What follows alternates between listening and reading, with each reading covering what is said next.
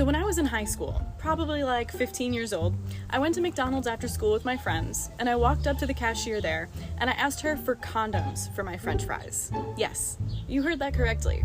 Where I went to high school, we didn't have good sex ed, and that clearly sent me back.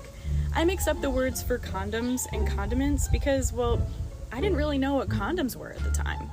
I went to school in Pennsylvania, which is one of 20 states in the US that does not mandate sexual education at all, which is kind of crazy if you think about it.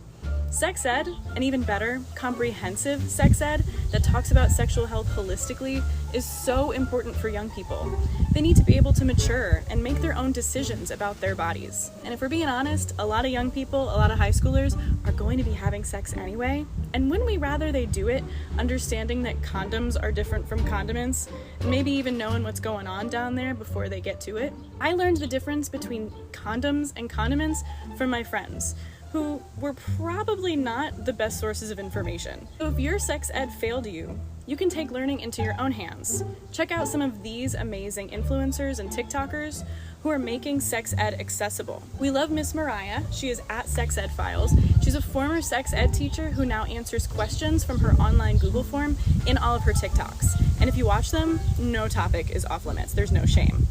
We also have Casey Tanner, or at Queer Sex Therapy, who talks about sexuality and relationships. And I think relationships are not talked about enough in conversations about sex. It's all related. Toxic relationships are out in 2024, and talking about healthy ones is in.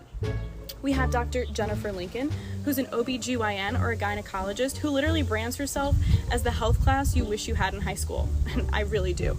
She also talks about a lot of laws and politics as they relate to sexual health and rights, if you're into that.